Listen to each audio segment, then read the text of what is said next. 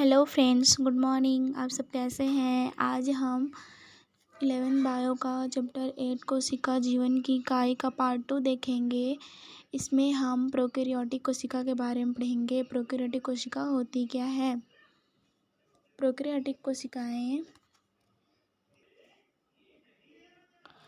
Prokaryotic कोशिकाएं जीवाणु, नीलहरी शैवाल, माइकोप्लाज्मा और प्लूरोनिमोनिया समजीव मिलते हैं। प्रोकैरियोटिक कोशिकाओं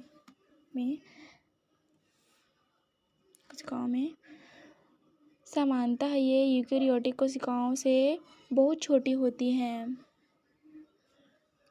प्रोकैरियोटिक कोशिकाएं यूकेरियोटिक कोशिका से क्या होती हैं? बहुत ही छोटी होती हैं और काफ़ी तेज़ी से विभाजित होती हैं। माप का आकार काफ़ी भिन्न होता है। जीवाणु के 4 मूल आकार होते हैं: दंडाकार बैसिलस, गोलाकार कोकस, कोषाकार विब्रो व सर्पिल स्पाइरल। जीवाणु का 4 आकार होते हैं। कौन कौन से होते हैं? गोलाकार कोकस, षडाकार बैसिलस, कौमाकार की विब्रियम, सर्पिलाकार स्पाइरलम। ठीक है गाइस। अब प्रोकैरियोटिक कोशिका का मूलभूत संगठन आकार व कार्य में भिन्नता के बावजूद एक सा होता है। सभी प्रोकैरियोटिक कोशिकाओं में कोशिका भित्ति होती है जो कोशिका झिल्ली से घिरी होती है, केवल माइकोप्लाज्मा को छोड़कर। कोशिका में साइटोप्लाज्मा एक तरल मैट्रिक्स रूप में भरा रहता है। फ्रेंड्स, माइकोप्लाज्मा में कोशिका भित्ति नहीं पाई जाती, बाकी सभी में कोशिका भित्ति पाई जाती है।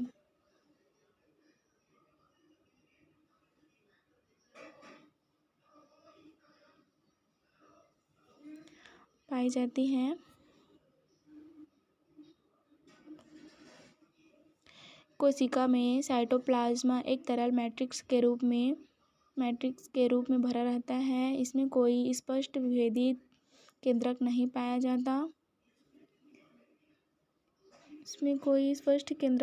जाता। आनुवंशिक पदार्थ डीएनए मुख्य रूप से नग्न व केंद्रक झिल्ली द्वारा परिबद्ध नहीं होते हैं। जीनोमिक डीएनए के अतिरिक्त जीवाणु में सूक्ष्म डीएनए वृत्त जीनोमिक डीएनए के बाहर पाए जाते हैं। इन डीएनए वृत्तों को प्लाज्मिड कहते हैं। ये प्लाज्मिड डीएनए जीवाणु में विशिष्ट समलक्षणों को बताते हैं। उनमें से एक प्रतिजीवी के प्रतिरोधी होते हैं। फ्रेंड, इसमें बोला गया है जो प्रोकैरियोटिक कोशिका है उसमें झिल्लीबद्ध अंगक नहीं पाई जाती, नहीं कोई सुविकसित केंद्रक पाया जाता है। एक नग्न डीएनए पाया जाता है और उसके बाहर एक और डीएनए पाया जाता है जिसे हम लोग वृत्त जीनोमिक डीएनए या प्लाज्मिड कहते हैं, जो प्रतिजीवी के क्या होते हैं? प्रतिरोधी होते हैं। ठीक है फ्रेंड्स, अब हम आगे बढ़ते हैं। आप उच्च कक्षाओं में पढ़ेंगे कि प्लाज्मिड डीएनए वृत्त जीवाणु का बाहरी डीएनए के साथ रूपांतरण के प्रावधान हेतु उपयोगी है। केंद्रक झिल्ली यूकेरियोटिक में पाई जाती है। राइबोसोम के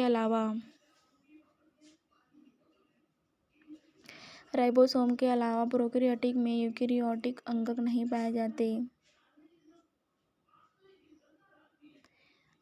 पाए जाते। प्रोकैरियोटिकों में कुछ विशेष प्रकार के अंतर्विष्ट मिलते हैं। प्रोकैरियोटिक की यह विशेषता कि उनमें कोशिका झिल्ली एक विशिष्ट वृत्त आकार में मिलती है जिसे मेसोसोम कहते हैं। ये तत्व कोशिका झिल्ली अंतरावलन होते हैं। फ्रेंड्स, इसमें बोला गया है प्रोकैरियोटिक में यूकेरियोटिक अंगक नहीं पाए जाते। प्रोकैरियोटिक में अंतःपृष्ठीय जालिका, माइटोकॉन्ड्रिया, गोल्गी काय, लाइसोसोम, माइक्रोबॉडी ये सब नहीं पाया जाता बोल रहे हैं। इसमें प्रोकैरियोटिक एंड यूकेरियोटिक के जैसे झिल्ली रहित राइबोसोम ही मिलते हैं। ठीक है फ्रेंड्स। और प्रोकैरियोटिक की जो कोशिका झिल्ली है वे अंतरण बनाती है और एक कोशिका अंतरण बनाती है जिसे हम लोग क्या बोलते हैं, मिसोसोम बोलते हैं। मिसोसोम के बहुत सारे कार्य होते हैं। श्वसन के लिए एंजाइम उपस्थित होता है। एन कोशिका विभाजन में सहायता करती है। एन कोशिका भित्ति निर्माण होता है, स्रावण में सहायता करती हैं। ये सारी बहुत सी कार्य करती है। एन फ्रेंड्स, इसमें प्रोकैरियोटिक में कोई ऊर्जाघर नहीं होता, मतलब माइटोकॉन्ड्रिया नहीं पाया जाता, इसलिए मिसोसोम ऊर्जा के लिए भी काम करती है। मिसोसोम के बहुत सारे कार्य हैं। फ्रेंड्स, अब हम कोशिका आवरण और इसके रूपांतरण देखेंगे कि प्रोकैरियोटिक में कौन कौन सी कोशिका पाई जाती हैं, कौन सी कोशिका भित्ति, कोशिका झिल्ली एंड ग्लाइकोकैलिक्स कैसे होते हैं, ये पढ़ना है। अधिकांश प्रोकैरियोटिक कोशिकाओं, विशेषकर जीवाणु कोशिकाओं में एक जटिल रासायनिक कोशिका आवरण मिलता है। इनमें कोशिका आवरण दृढ़तापूर्वक बंधकर 3 स्तरीय संरचना बनाते हैं, जैसे बाह्य परत ग्लाइकोकैलिक्स, जिसके पश्चात क्रमशः कोशिका भित्ति एवं जुद्रब झिल्ली होती हैं। सबसे बाहरी परत क्या होती है, ग्लाइकोकैलिक्स एंड उसके बाद कोशिका भित्ति और सबसे अंदर की तरफ जुद्रब झिल्ली होती है। प्रोकैरियोटिक में 3 स्तरीय संरचना होती है। यद्यपि आवरण के प्रत्येक परत का कार्य भिन्न है, यह तीनों मिलकर एक सुरक्षा इकाई बनाते हैं। ये तीनों जो स्तरीय हैं, ग्लाइकोकैलिक्स, कोशिका भित्ति, जुद्रब झिल्ली, जिसे हम लोग कोशिका झिल्ली भी बोलते हैं, ये तीनों मिलकर एक सुरक्षा का काम करता है। जो प्रोकैरियोटिक है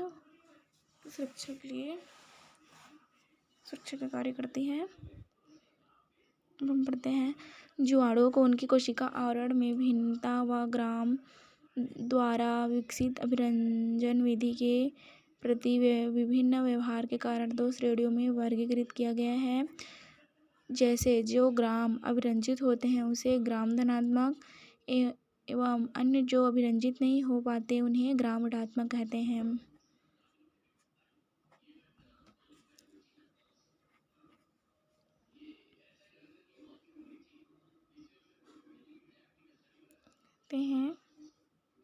अब हम आगे बढ़ते हैं।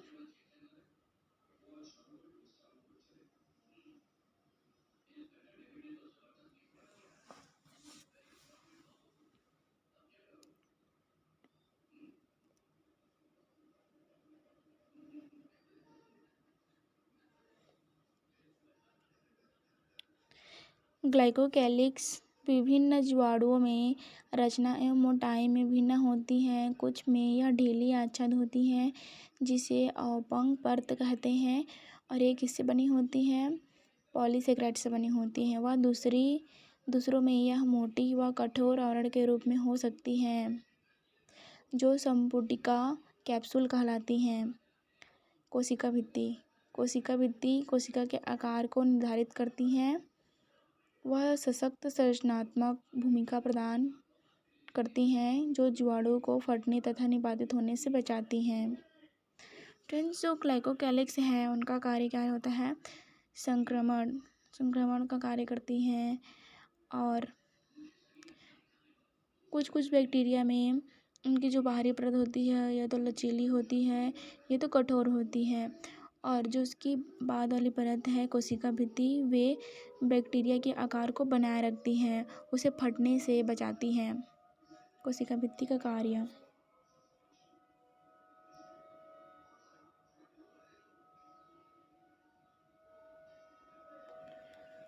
जुद्रब झिल्लिका प्रकृति में वर्णात्मक होती हैं और इसके द्वारा कोशिका बाह्य वातावरण से संपर्क बनाए रखने में सक्षम होती हैं।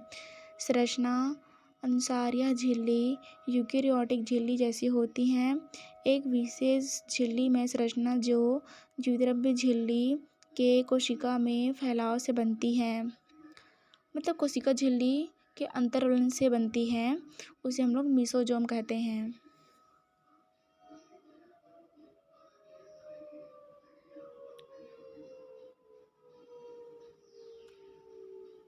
यह फैलाव पुटिका, नलिका एवं पटलिका के रूप में होता है। जो मीसोजोम में प्रोकैरियोटिक कोशिका में कोशिका झिल्ली के अंतर्वलन से मीसोजोम बनती है। यह फैलाव कौन कौन से आकार में बनती है? पुटिका, नलिका एवं पटलिका के रूप में होती है। यह कोशिका भित्ति निर्माण, इसका कार्य क्या क्या होता है मीसोजोम को फ्रेंड्स? यह कोशिका भित्ति निर्माण, डीएनए प्रतिकृति व इसके संतति कोशिका में वितरण को सहायता देता है। यह श्वसन स्रावी प्रक्रिया प्रोकैरियोटिक जैसे नीलहरित जीवाणु के कोशिका द्रव्य में झिल्ली में विस्तार होता है, जिसे वर्णक लवक कहते हैं। इसमें वर्णक पाए जाते हैं। कौन से वर्णक पाए जाते हैं?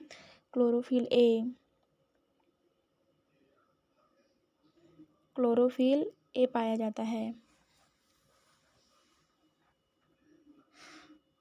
जो पादप की तरह कार्य करते हैं। जीवाणु कोशिकाएं चलायमान अथवा अचलायमान होती हैं। यदि वह चलायमान है तो उनमें कोशिका भित्ति जैसी पतली संरचना मिलती है, जिसे कशाभिका कहते हैं। जीवाणुओं में कशाभिका की संख्या व विन्यास का क्रम भिन्न होता है। जीवाणु कशाभिका 3 भागों में बटा होता है। पहला है तंतु, दूसरा है अंकुश, तीसरा है आधारीय सिरा। तंतु कशाभिका का सबसे बड़ा भाग होता है और यह कोशिका सतह से बाहर की ओर फैले होता है। जीवाणुओं के सतह पर पाई जाने वाली संरचना रोम व झालर इनकी गति में सहायक नहीं होती।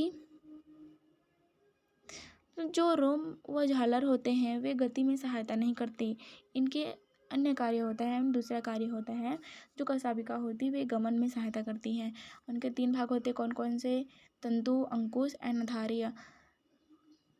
जो बैक्टीरिया से जुड़ी होती है उसको आधारीय बोलते हैं, फिर उसके बाद वाले को अंकुश या हुक बोलते हैं, फिर उसको जो पूछ टाइप का निकला रहता है उसे हम लोग तंतु बोलते हैं, जो चलन में सहायता करती हैं, जो गमन में सहायता करती, गति प्रदान करती हैं। अब बोला गया है जो रोम एंड झालर होते हैं कोशिका कशाभिका के बाद जो छोटी छोटी रोम एंड झालर निकली रहती है, उनका कार्य गति में सहायता करना नहीं होता है। रोम लंबी नलिकाकार संरचना होती है जो विशेष प्रोटीन की बनी होती हैं। झालर लघु शुक जैसे तंतु हैं जो कोशिका के बाहर प्रवर्धित होते हैं। कुछ जीवाणुओं में यह उनको पानी की धारा में पाए जाने वाली चट्टानों व पोषक ऊतकों से चिपकाने में सहायता प्रदान करती हैं। फ्रेंड्स, जो झालर का कार्य होता है, झालर पानी में धारा में जो पाए जाने वाली जो चट्टान होती हैं उनमें चिपकने के लिए क्या करती हैं? मदद करती हैं, जो झालर की कार्य होता है। एंड जो रोम होती हैं वे जनन में सहायता करती हैं। कौन से जनन में? लैंगिक जनन में सहायता करती हैं। कॉन्जुगेशन संयुग्मन में सहायता करती है रोम का कार्य। फिर इसको समझ में आ गया होगा कशाभिका का कार्य, रोम का, झालर का। मैं आपको बता देती हूँ फिर से। कशाभिका गति में सहायता करती है, रोम जनन में, झालर पत्थर या चट्टानों व पोषक ऊतकों से चिपकने में क्या करती हैं? मदद करती हैं, सहायता प्रदान करती हैं। हम लोग पढ़ते हैं राइबोसोम व अंतर्विष्ट पिंड। प्रोकैरियोटिक में राइबोसोम कोशिका की द्विध्रुवीय झिल्ली से जुड़े होते हैं, मतलब कोशिका झिल्ली से जुड़ी होती हैं। द्विध्रुवीय झिल्ली मतलब कोशिका झिल्ली भी होता है।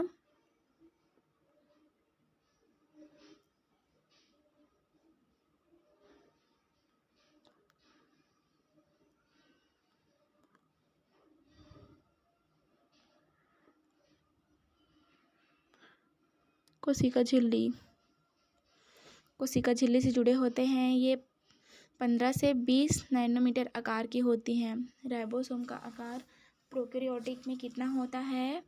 15 से 20 नैनोमीटर आकार की होती हैं और 2 उप इकाइयों में 50s व 30s की बनी होती हैं, जो आपस में मिलकर 70s प्रोकैरियोटिक राइबोसोम बनाते हैं। फ्रेंड्स, आप लोग ये मत सोचना कि 50 और 30 तो 80 होता है, इसको जोड़कर नहीं बनाया गया है।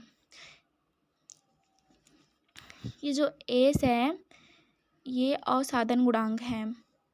50s एंड 30s जो आपस में मिलकर 70s प्रोकैरियोटिक राइबोसोम बनाते हैं। राइबोसोम के ऊपर प्रोटीन संश्लेषित होती हैं। बहुत से राइबोसोम एक संदेशवाहक मैसेंजर आरएनए मतलब एमआरएनए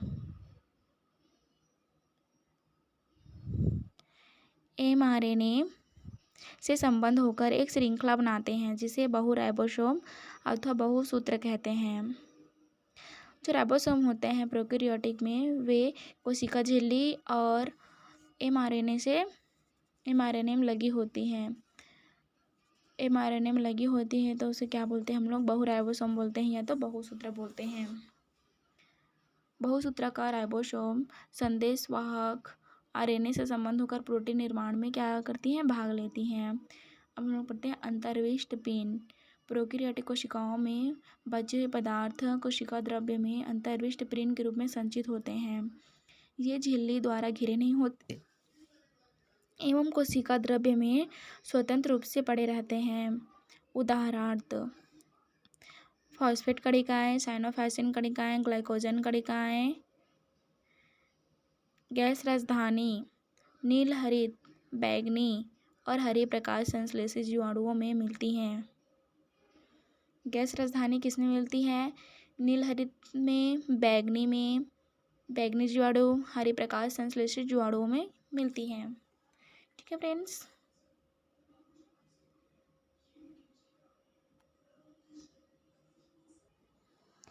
अब हम पादप कोशिका एवं प्राणी कोशिका को देखते हैं कि पादप में क्या क्या पाया जाता है जो प्राणी में नहीं पाया जाता, प्राणी में क्या क्या पाया जाता है जो पादप में नहीं पाया जाता। सो स्टार्ट करते हैं हम लोग। और क्या क्या दोनों में पाया जाता है? केंद्रक दोनों में पाया जाता है। इसमें भी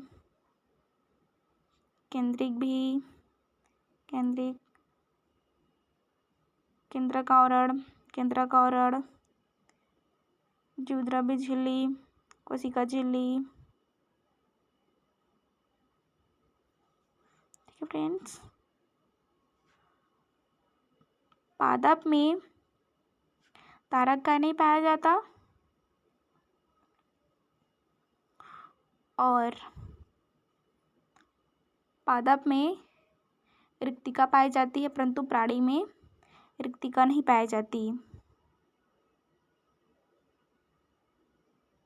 ठीक है फ्रेंड्स, आज के लिए हम इतना रखते हैं। Thank you.